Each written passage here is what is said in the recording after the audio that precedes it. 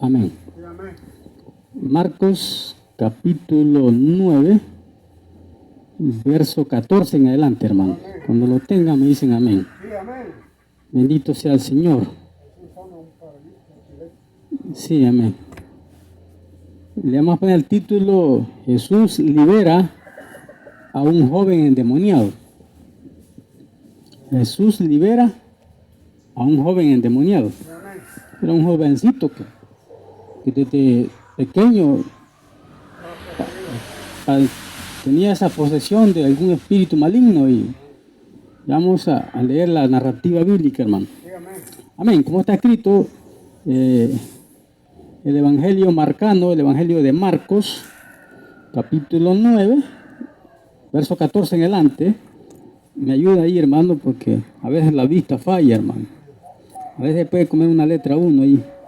Dice: cuando llegó a donde estaban los discípulos, vio una gran multitud alrededor de ellos, o sea, de los discípulos, y escribas que disputaban con ellos. Y enseguida toda la gente, viéndole, se asombró y corriendo a él, le saludaron. Verso 16. Y él les preguntó: ¿qué disputáis con ellos? Respondiendo uno de la multitud, dijo: Maestro, traje a mi hijo que tiene un espíritu mudo, el cual donde quiera que lo toma, le sacude y echa espumarajos y cruje los dientes y se va secando. Y dijo a tus discípulos que lo echasen fuera, y no pudieron. Y respondiendo, él les dijo: oh generación incrédula, ¿verdad? ¿Hasta cuándo he de estar con vosotros? ¿Hasta cuándo los he de soportar? Traédmelo al joven, va. Y se lo llevaron, se lo trajeron, y cuando el espíritu vio a Jesús, sacudió con violencia al muchacho, quien cayendo en tierra se revolcaba echando espumarajos. Verso 21. Jesús preguntó al padre: ¿cuánto tiempo hace que le sucede esto? Y él dijo: desde niño. Verso 22. Y muchas veces le echa en el fuego y otras en el agua para matarle, pero si puede hacer algo, ten misericordia de nosotros y ayúdanos. Jesús le dijo: si puedes creer, al que cree, todo le es posible. E inmediatamente el padre del muchacho clamó y dijo: creo, ayuda mi incredulidad, le dijo. Y cuando Jesús vio que la multitud se agolpaba, reprendió al espíritu inmundo, diciéndole: espíritu mudo y sordo, yo te mando, sal de él y no entres más en él. Entonces el espíritu, clamando y sacudiéndole con violencia, salió, y él quedó como muerto. O sea, el joven, va. De modo que muchos decían: está muerto, ¿verdad? Ya la multitud estaba diciendo que estaba muerto el joven. Es que la multitud, hermano, se aglutina, se agolpa en torno a hablar algo negativo, ¿va? Era el proceso de la liberación, hermano. Ya la gente estaba diciendo que ya estaba muerto. De prima a primera le están dando. Así es la gente. Pero Jesús, tomándole de la mano, le enderezó y se levantó. Amén. Cuando él entró en su casa, sus discípulos le preguntaron aparte: ¿por qué nosotros no pudimos echarle fuera? Le dijo: este género con nada sale, con nada puede salir, sino con oración y ayuno. Amén. Bendito sea el Señor. Gloria a Dios. Ya habiendo orado antes, hermano, dijimos que el título: Jesús libera a un joven endemoniado. porque este proceso, hermano, aparecen otras narrativas ahí donde Jesús libera a otros endemoniados. Pero pues el Gadareno, ¿va?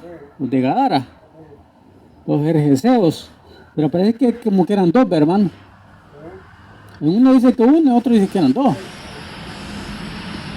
Entonces, de la región allá de Gadara, de la Decápolis. Creo que si no me equivoco, hermano, está aquí. Creo que está cerca, hermano, esa narrativa. Está en Marcos 5.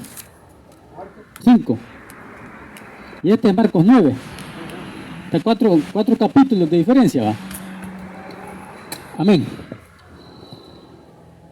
Aquí vemos, hermano, en el capítulo 9 de Marcos, ¿verdad? Marcos es el tercer evangelio canónico que escribe la obra de Jesucristo, ¿verdad?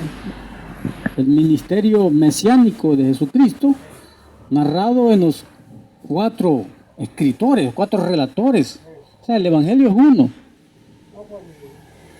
El evangelio significa buenas nuevas o buenas noticias de salvación.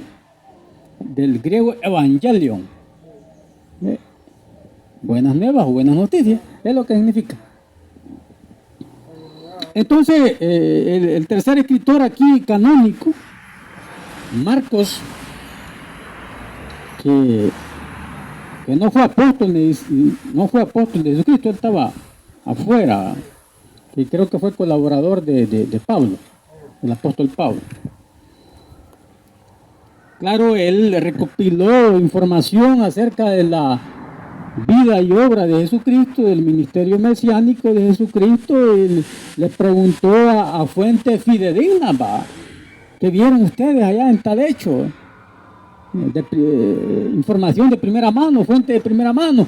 Incluso Pedro, que no tiene ningún relato del evangelio, Pedro fue un testigo ocular, presencial, porque Pedro fue uno de los apóstoles.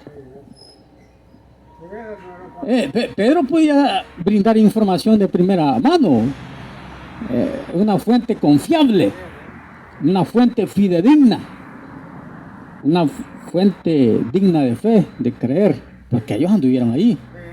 Lucas no anduvo, ni Marcos no anduvo. Mateo sí anduvo, porque era de los, ¿verdad? Juan sí anduvo, el discípulo amado. Pedro sí anduvo, aunque Pedro tiene cartas pastorales, ¿va? No tiene narrativa del evangelio, sino que él, las cartas de Pedro, ¿va? Cartas. Entonces, Marcos, discípulo de Pablo, recopila información y escribe lo que le llama el evangelio según San Marcos. En este capítulo 9, hermanos, vemos 2 o 3 hechos importantes. Jesucristo sube al monte Tabor, creo que se llama ese monte, y lleva a 3 de sus discípulos, a Juan, Santiago y Pedro. Y se da aquel hecho, hermano, que se llama la transfiguración, donde Jesús dice que cambia de parecer y la figura de él es resplandeciente, blanca como ningún lavandero lo puede hacer, dice, en esta tierra. Se transfiguró, y en esa transfiguración, en el monte Tabor, aparecen 2 personajes antiguos testamentarios. Aparece Elías y aparece Moisés. Estamos hablando, ellos 2 representan la ley y los profetas. Moisés con la ley mosaica, ¿va? El ceremonial, y Elías es un gran profeta, ¿va? El profeta de fuego, ¿va? Elías, que hizo descender fuego en el monte Carmelo cuando confrontó a los falsos profetas de Baal. Entonces ahí están dos hombres de poder, 2 hombres de fuego, Elías y Moisés, que de hecho no se sabe dónde está enterrado Moisés.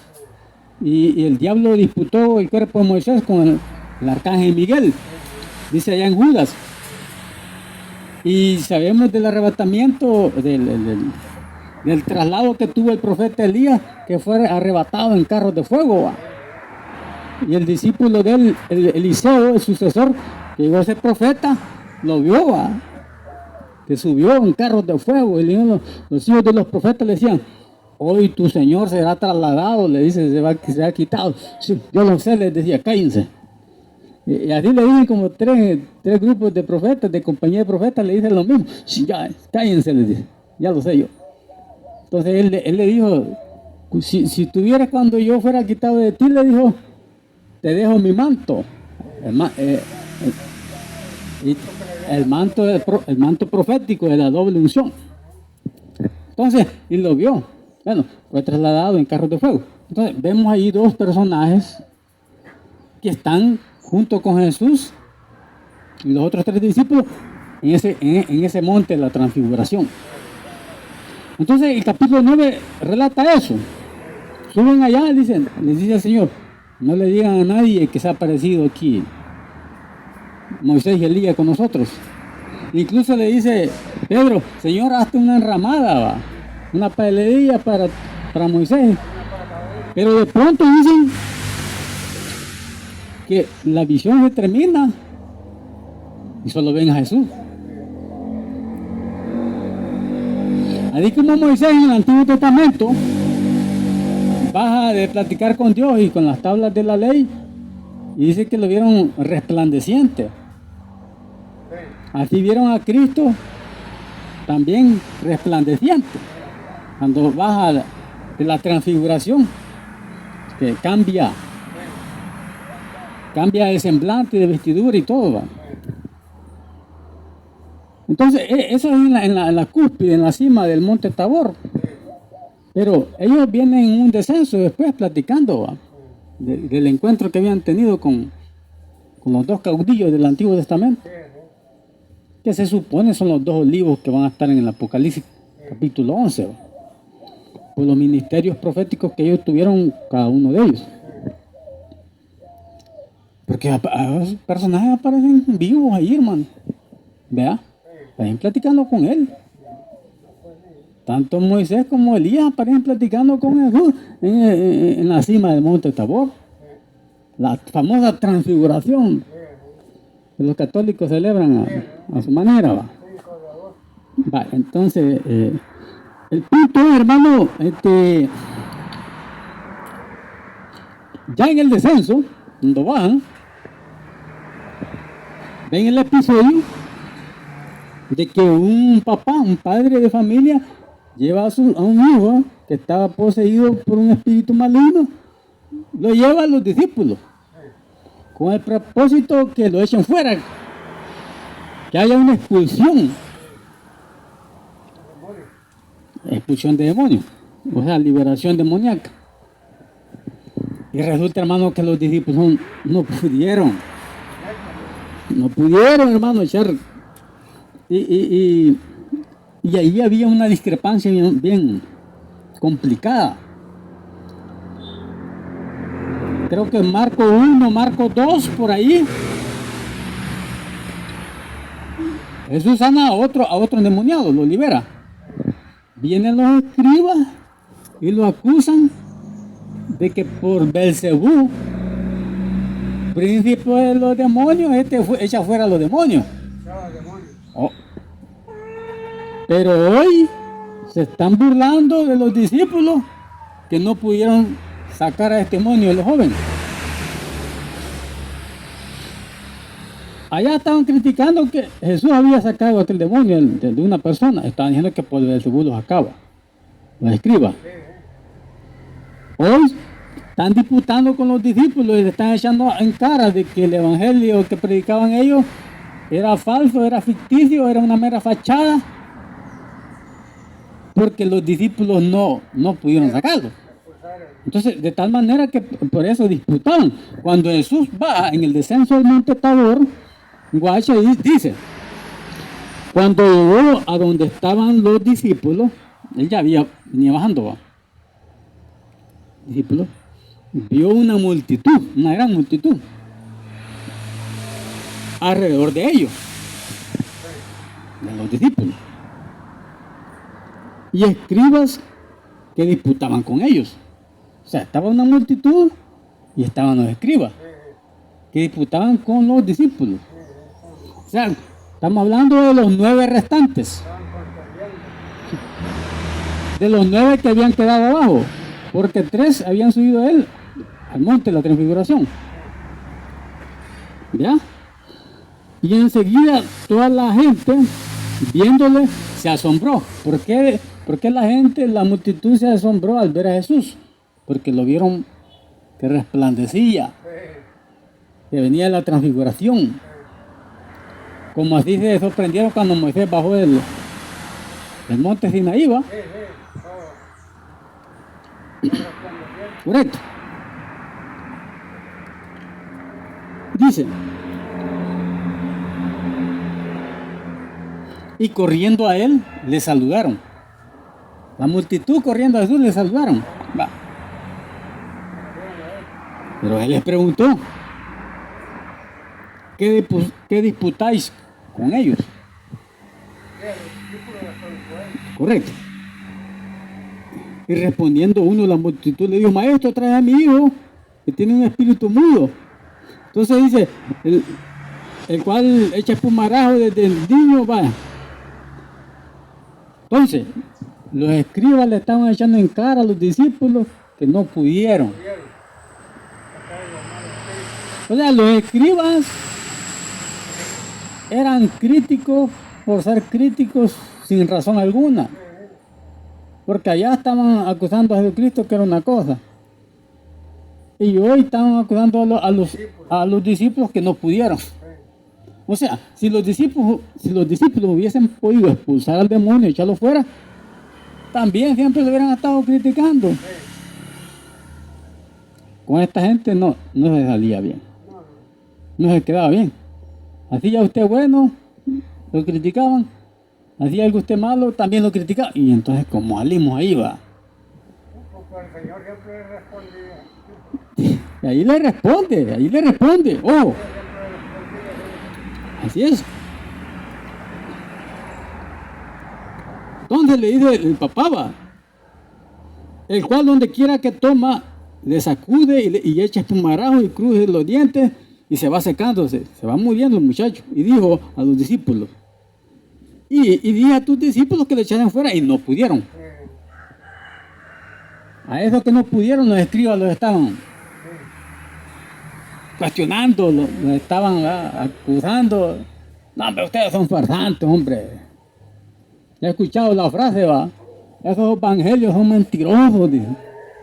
Esos son come gallinas, esos son farsantes, esos son así, va. Escribas hipócritas. Y a veces es más pecador y farsante el que dice que es el otro farsante. ¿Ya? Viene Jesucristo, les dice, va, y respondiendo él les dijo, oh generación incrédula, ¿hasta cuándo os he de estar con vosotros y hasta cuándo os he de soportarles? Dice. Oh generación incrédula, ¿hasta cuándo estaré con vosotros y hasta cuándo os tendré que soportar?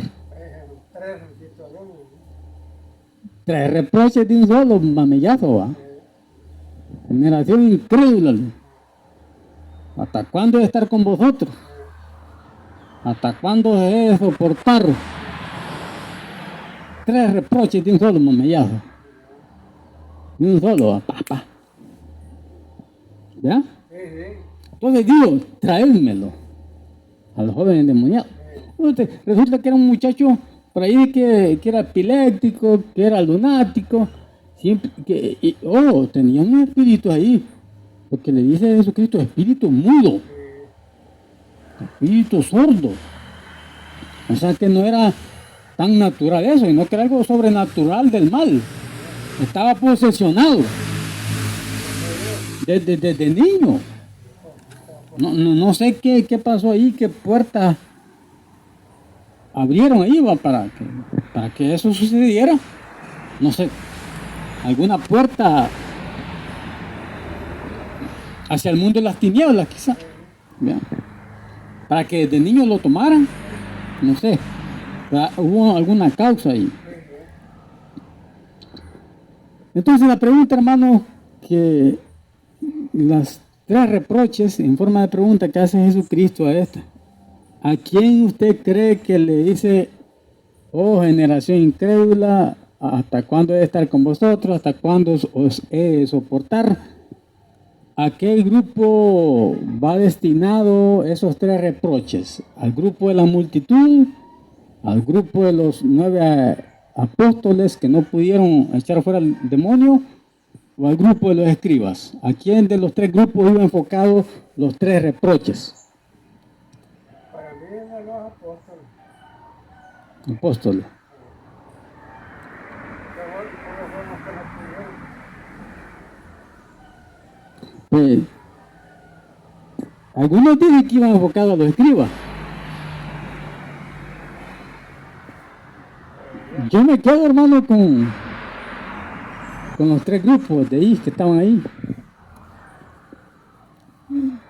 Algunos estudiosos eruditos dicen que se referían a los 3 grupos, tanto a los discípulos que no pudieron expulsarlo, tanto a la multitud y tanto a los escribas. Como que iba dirigido a los 3 grupos, los 3 reproches.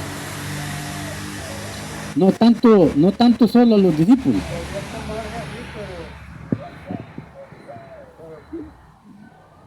Como que el primer grupo objetivo principal de reproche, hacía plena lectura de Abuelo de Pájaro, como que eran los discípulos, ¿va?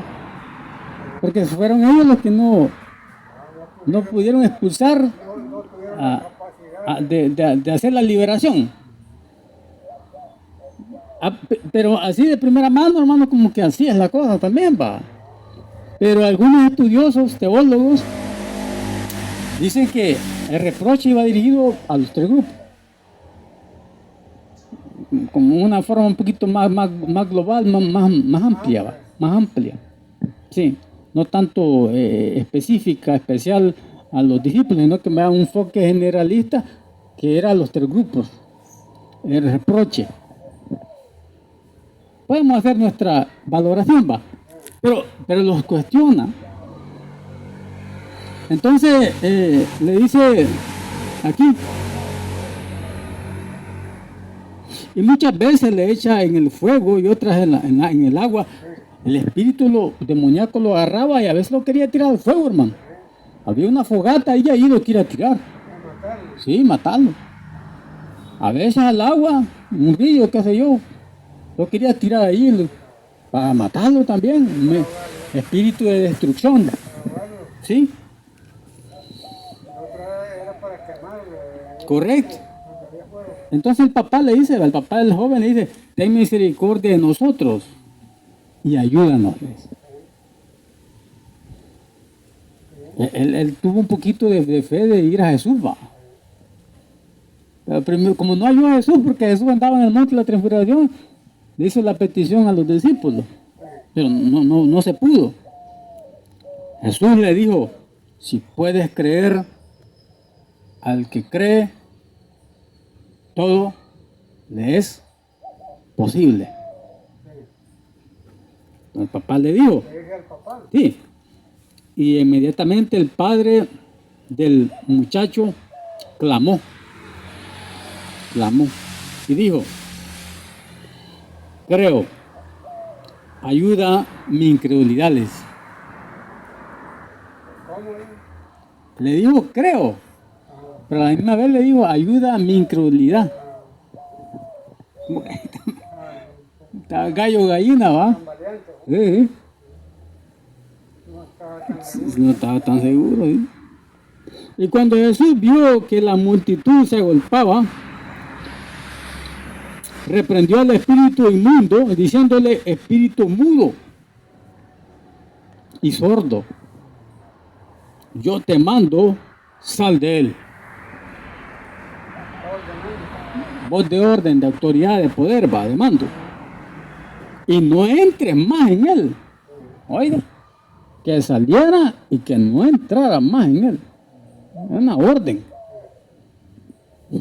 Entonces el espíritu, clamando, o sea, gritó, dio alarido fuerte. Con el grito quería intimidar a Jesús, porque el demonio hace bulla, ¿va? Él hace estruendo, él hace ruido, alboroto. Pero ningún ruido, estruendo, alboroto, ningún rugir iba a bequear a Cristo. No, claro que no va. Entonces el espíritu clamando y sacudiéndole con violencia al joven, los zarandeó, los sacudió, ¿va? Pero salió, ¿ya? Y él quedó como muerto. Oiga, no dije que quedó muerto, quedó como muerto. Hay que ver la gramática bíblica. No dice que quedó muerto, quedó como muerto, que es diferente. ¿Ya? De modo que muchos decían, está muerto. Ya está diciendo que estaba muerto el muchacho, ya mire. Jesús haciendo la liberación, el proceso de liberación demoníaca. Ellos ya estaban diciendo que el muchacho estaba muerto. No había terminado el proceso, hombre. Calmado, va. Ellos ya, a priori ya estaban juzgando, criticando, cuestionando que ya estaban muertos el muchacho y no estaba muerto, hombre. Espérese tantito, hombre. ¿Ya? Para criticar es bueno. Entonces, pero Jesús tomándole de la mano, ¿ya? Lo enderezó, le enderezó y se levantó. Ahí está el milagro. Cuando él entró a casa, sus discípulos le preguntaron, aparte, ya no estaba la multitud, ya no estaba el papá del muchacho, ya no estaban los escribas, sino que ya en una esfera privada, ¿va? Del núcleo cercano. Preguntaron, ¿por qué nosotros no pudimos echarle fuera? Él le dijo, este género con nada puede salir, sino con oración y ayuno. Dos armas espirituales, hermano. A veces no es, el problema no se va a solucionar solo con oración. A veces le tiene que meter ayuno también. Porque el ayuno le da poder, más fuerza, le da más potencia a la oración. Sí, entonces hay demonios que solo con la oración van a salir fuera. Pero hay otros, tiene que ir el ayuno a la par de la oración, del clamor. Entonces probablemente como hay grados de maldad, ¿verdad? Necesitaba que ayunaran, ¿verdad? Mire las circunstancias, ¿verdad? Entonces, probablemente, si dice que un ayuno y oración, ¿no era que los discípulos necesitaban ayuno también para echar fuera? Entonces la generación esta que les dice él allí, incrédula, ¿hasta cuánto los he de soportar? No iba tanto dirigido entonces a ellos. Porque allí les dice, ahí va más con el escriba. Ahí, ya terminando el relato, ya va un cuadro más amplio, ¿va? O sea, como que les digo, bueno, ustedes habían orado, pero no bastaba solo la oración. Necesitamos ayuno también. Si ustedes oran y ayuno, lo echan fuera. Eso es lo que les quiso decir ahí. Entonces la generación incrédula, ¿hasta cuándo estar con vosotros y hasta cuándo es soportar los tres reproches? Tal vez iban dirigidos más que en ese momento a los escribas. Porque ya aquí les da la respuesta. Hay género de demonios que usted con la oración les puede expulsar. Pero hay género de demonios de maldad que necesitan ayuno también. Porque el ayuno le da potencia a la oración. Entonces, queremos leer ahí, hermano, en Hechos 19. Sí. Hechos 19, 11, hermano. Ya para ir culminando, hermano. Hechos 19.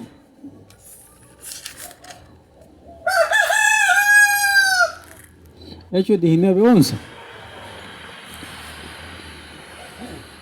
Y hacía Dios milagros extraordinarios por mano de Pablo, de tal manera que se llevaban los enfermos los paños o delantales de su cuerpo y las enfermedades se iban de ellos y los espíritus malos salían. Pero algunos de los judíos exorcistas ambulantes intentaron invocar el nombre del Señor Jesús sobre los que tenían espíritus malos, diciendo: los conjuro por Jesús, el que predica Pablo. Había 7 hijos de un tal Esceva, judío, jefe de los sacerdotes, que hacían esto. Pero respondiendo el espíritu malo, dijo: a Jesús conozco y sé quién es Pablo, pero vosotros, ¿quiénes sois? Y el hombre en quien estaba el espíritu malo, saltando sobre ellos y dominándolos, pudo más que ellos, de tal manera que ellos que huyeron de aquella casa desnudos y heridos. Y esto fue notorio a los que habitaban en Éfeso, así judíos como griegos.